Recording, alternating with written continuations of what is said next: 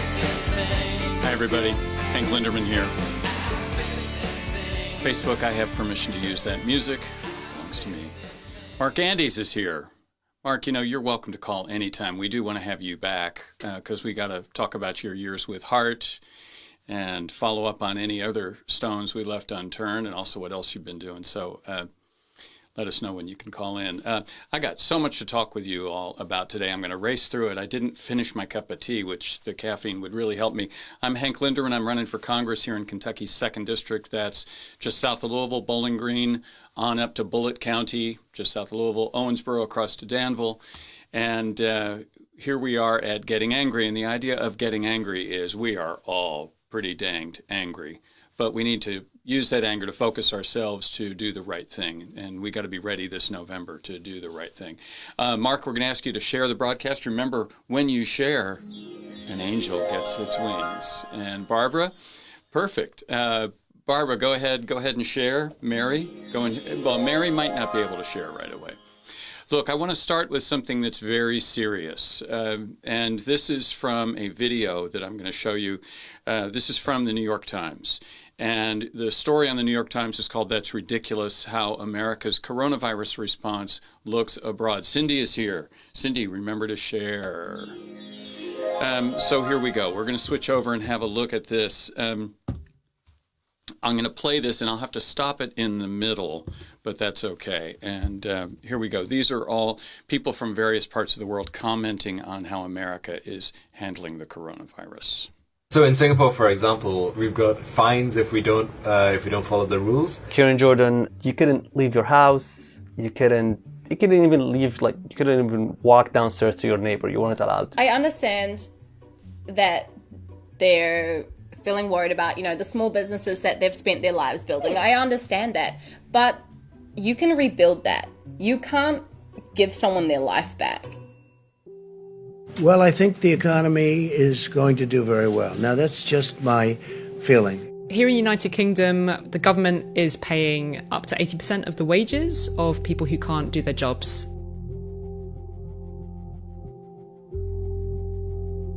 In Germany, you got 5,000 for 3 months. The Singapore government subsidized 75% of all the citizens' wages. If your adjusted gross income is $75,000 a year or less, you will get a full $1,200 check from the U.S. government. Yeah, it's just a one-time payment. When you have to pay your rent, your food, your medical cares, that's not that big. On May 8th, official figures on unemployment were released. Oh, that's part of the graph. Jeez. I thought that was like the end of the page, like a border. No way. Oh my God. Did I read that right? 20.5 million jobs. Pandemic is also causing many to go hungry. Thousands have been forced to wait for hours in long lines at food banks all across the country. No. Whoa. What? It's really shocking. A superpower like the US being, at this point, like a third world country. So, supposing we hit the body with a tremendous, whether it's ultraviolet or just very powerful light, and I think you said that hasn't been checked, but you're going to test it. And then I said, supposing you brought the light inside the body, which you can do either through the skin. Oh my God. It's And we have to get our country open, Jeff. You say, sir, what metrics you will use to make that decision? The metrics right here. The metrics right here. Right here. We see the shit he says, we see the decisions he makes, and it's funny, but when it comes to something as serious as this, it's not funny anymore.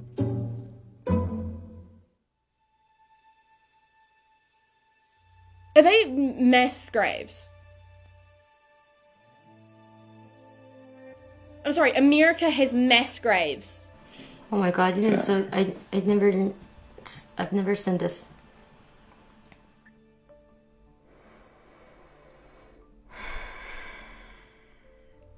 What the hell?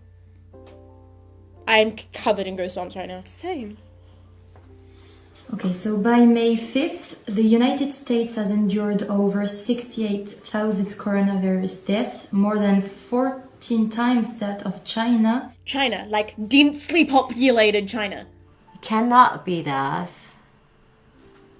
Really? It's over 100,000 now.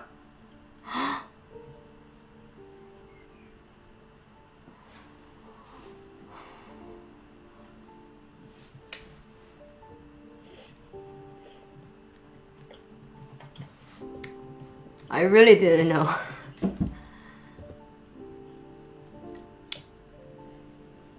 I feel so sorry for the people.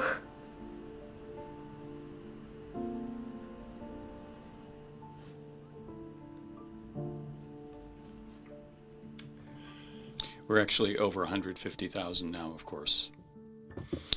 Yeah, that should be pretty eye-opening. If you're not already aware of just how terrible things have been going here in the United States, you know, we've had a complete failure of leadership. And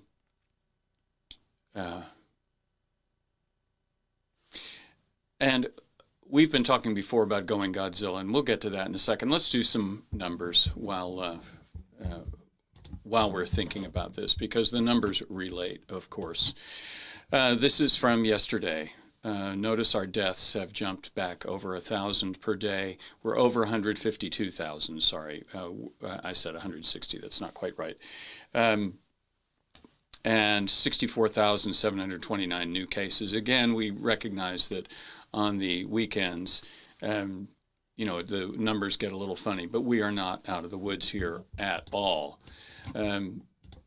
Sorry, I slipped to the wrong guy. There we go. This is our top 11 right here. And what I want you to look at this time is look at number 11 all the way down there.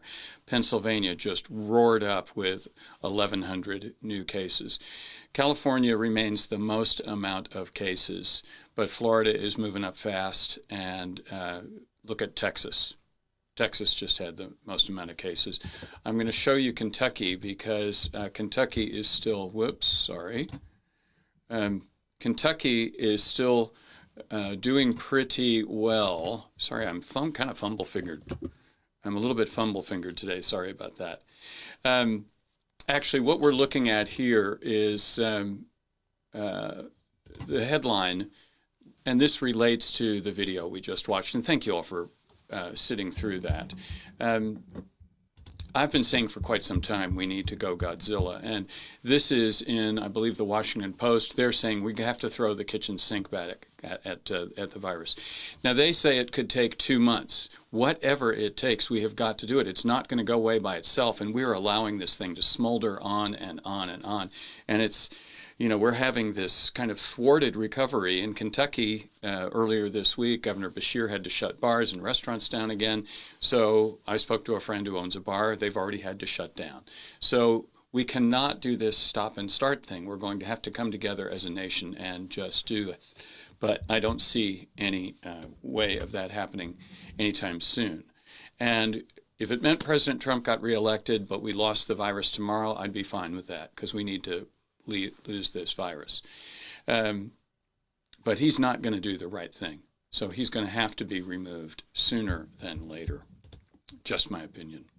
I want to go back to, I don't know if you all remember the story of, do you remember the story of the Umbrella Man? In fact, I'm going to go get the Umbrella Man story. I've got a little video for you, and this is the original video of the Umbrella Man, and this is in Minneapolis. Let's see if it's going to play. There it is. See if you can see this. It's Minneapolis, 3rd Precinct. That's the police station right there. So this is back May 27th.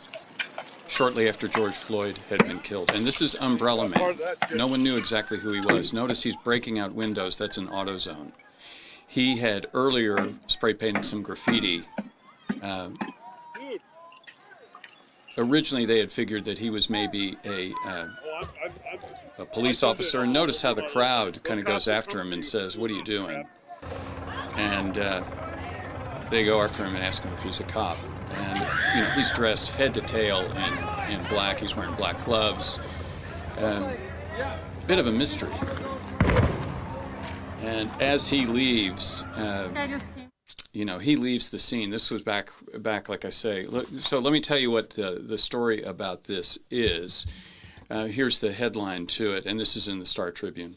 A masked man who was seen in a viral video smashing the windows of a South Minneapolis auto parts store during the George Floyd protests, earning him the moniker Umbrella Man, is suspected of ties with a white supremacist group that sought to incite racial tension.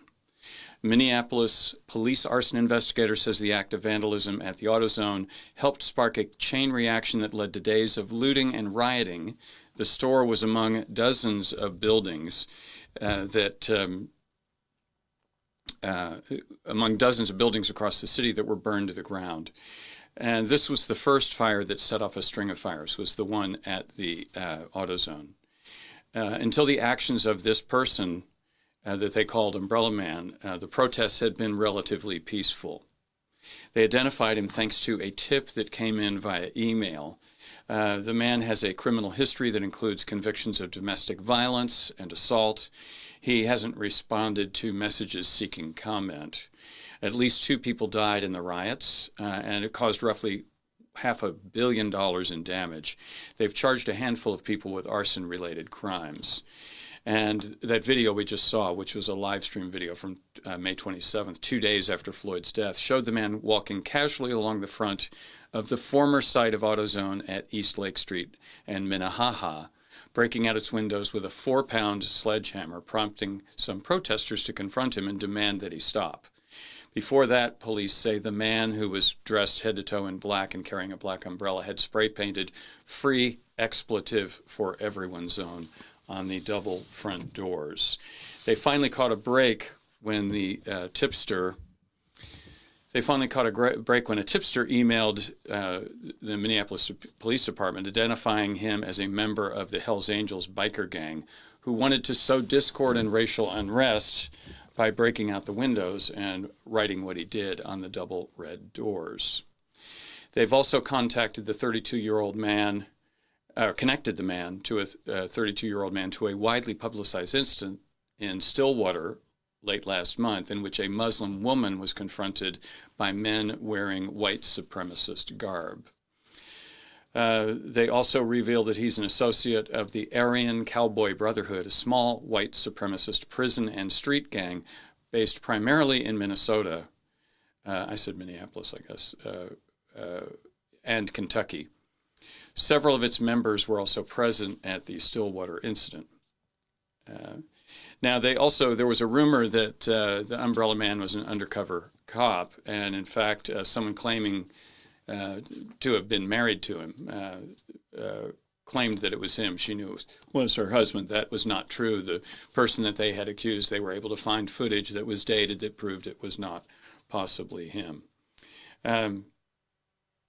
And Justin Terrell, who's the executive director of the Council for Minnesotans of African Heritage, said conversations around Floyd's death and the ensuing riots are important, but they fail to account for the persistence of structural racism. His quote, "I think at the end of the day we need to start dealing with those issues because I think this Umbrella Man, he's a rotten piece of fruit at the furthest branch of the tree, but we've got to get to the roots. We have to do the work to get there, which America has never done and Minnesota sure hasn't." And that's absolutely true. You know, I showed you yesterday the NFAC threatening to burn this expletive to the ground, referring to the city of Louisville. And I said, you know, that we can't accept that kind of talk from any militia. We can't accept that sort of thing from anyone. But part of the reason that we're there is America has not yet dealt with some of its systemic problems. And we're also in a system that has broken.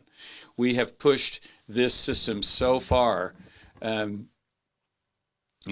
everything for profit, everything for the lowest price. We want to get the highest number on the stock market. We want to pay the lowest wages, all that sort of stuff. And we want a for-profit system for healthcare. We want to be able to make a profit on every single injury that you have or illness that you have. All of this is coming back to haunt us. We're willing to sell out our jobs, so that ownership can make more profit. we've made just an endless run of mistakes. In fact, that's what the OBDAA moniker stands for in the title. I don't know if you remember that. I'll show this to you again. It stands for one bad decision after another. That's what that means. One bad decision after another. And we need to address these things. And it's not going to happen if we leave Republicans in power. They will not do anything about this. They will continue, following their misguided free market ideology. They will serve their ideology before they will serve the people of Kentucky. I'm going to keep moving on here. And thank you all for being here. And I haven't been, look at all these people that are here. Darren Dow is here. Darren, please share. Now, I haven't said President Trump's name yet today. Oh, there we go. Suddenly, every time I say Trump, we get the Wilhelm scream. Well, I got something else to talk to you about. And this is a very interesting story that's not related to President Trump. But it's about solar power. And it's about solar power and heroin. Fascinating. This is from the BBC. If you've ever doubted whether solar power can be a transformative technology, read on. This is a story about how it has proved its worth in the roughest environment possible. The market I'm talking about is perhaps the purest example of capitalism on the planet. There are no subsidies here. Nobody's thinking that climate change or any other ethical consideration matters at all. They're not thinking about that. It's about small-scale entrepreneurs, opium farmers, trying to make a profit. And it's how Afghan opium growers have switched to solar power and significantly increased the supply of heroin.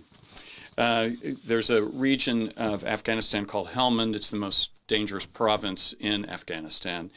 Of the 454 British soldiers who died in the recent conflict in Afghanistan, all but 5 were killed in Helmand.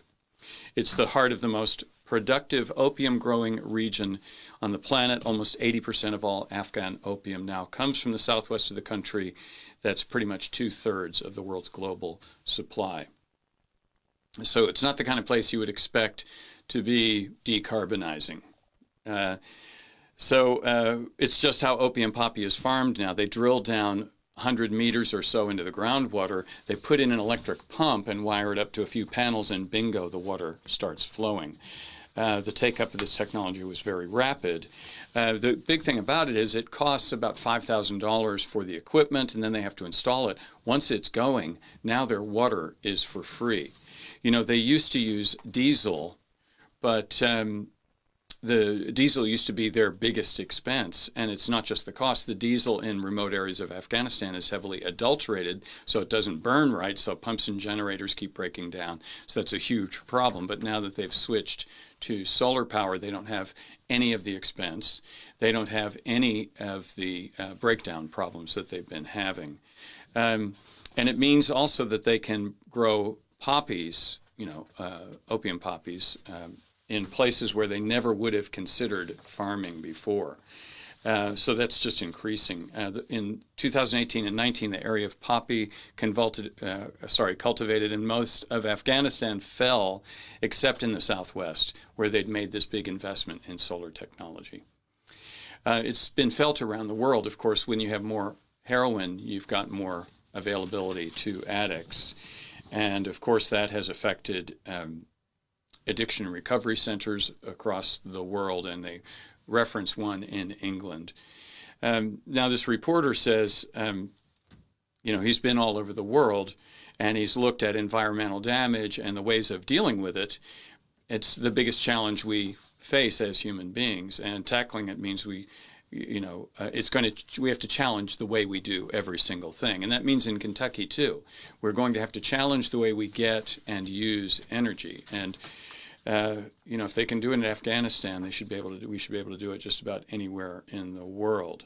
And now the problem is this is not benign green technology because, of course, it's flooding the market with heroin. So it's being put to a bad use, which is not a good thing.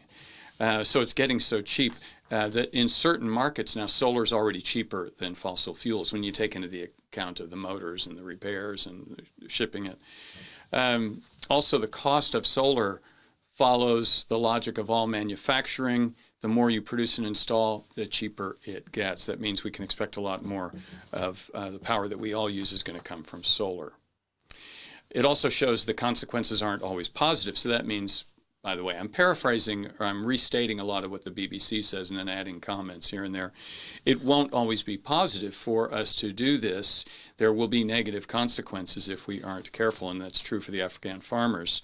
One of the things that happens with the Afghan farmers is they're pumping all this water out from 100 meters, 350 feet, say, below the surface of the earth, that there's a possibility they'll drain the water out of the ground. They'll lower the water table. And there's a possibility that the water just runs out. And if that happens, it'll affect the entire region.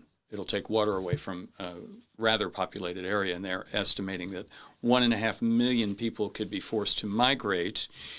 And they believe many will try to leave the country, travel to Europe and to America, where they will have better prospects. And so that will become a major, major crisis if we aren't careful. So thanks for listening for that detailed story. I have one last thing to talk about, and before I do,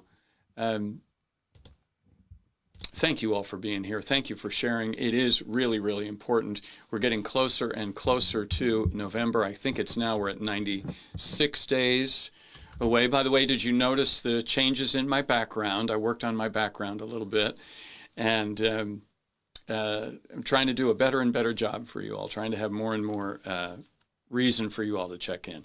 Oh, I forgot to tell you, we're having a guest on Friday, and I'm going to show you a picture of him.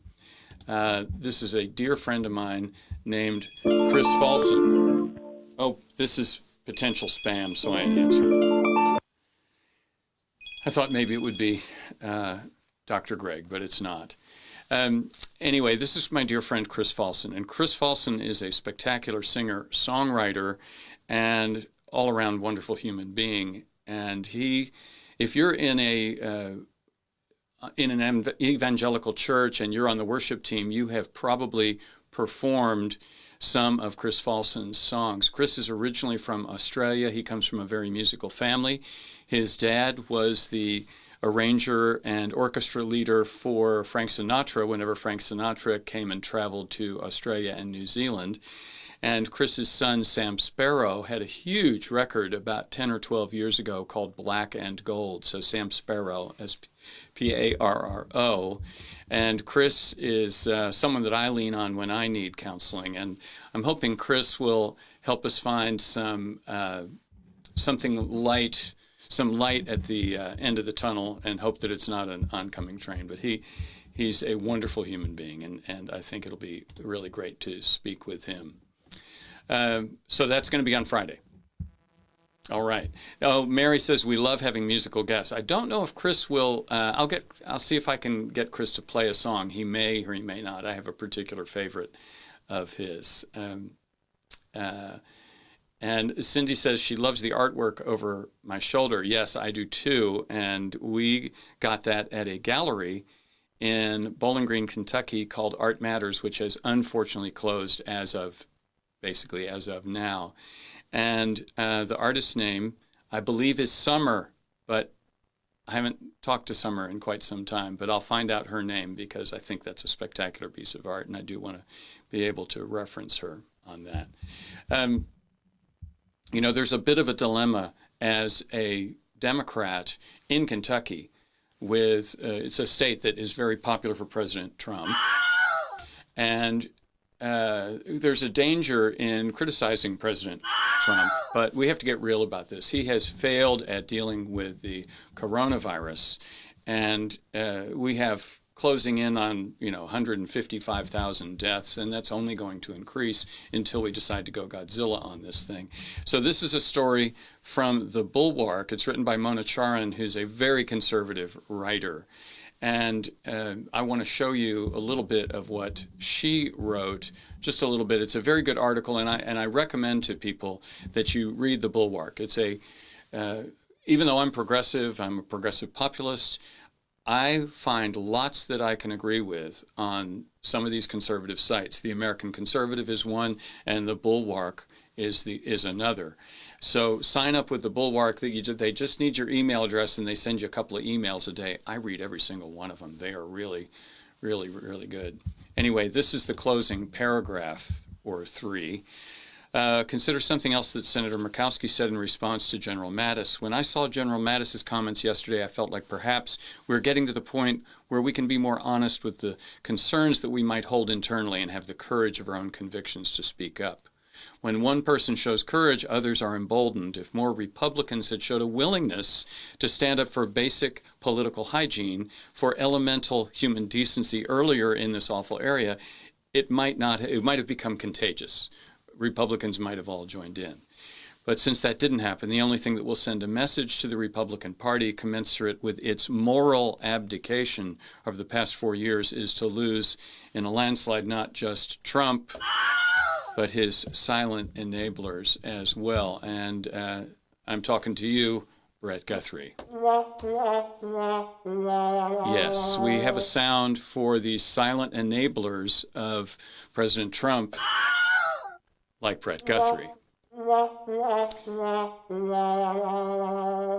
Brett, you've earned plenty of money. You've gotten wealthy while you were in Congress. It is time for you to think about doing the right thing. I'm so glad to have you all here. We've got some questions. Mary says, are you planning on going to the convention? No, I have no plans to go to the convention, but I haven't been invited. I think once I think you have to apply or you have to run to become a delegate, but I'll certainly be watching it online when that occurs. We have got to go Godzilla on this virus. We've got to do the right damn thing. And going Godzilla on the virus means let's pay everybody to stay at home. Let's everybody stay at home. We'll give you a check. Your job is to stay home. Let's wipe this virus out. Let's get it to the point. Let's do what Germany, what Canada, what Australia, what New Zealand, what Singapore, and many others have done. Let's do the right thing. Well, anyway, I will see you all tomorrow. I'm going to play my outro music. Once again, Facebook, I've got the right to use this because I own it. I will see you all later. Let's go Godzilla.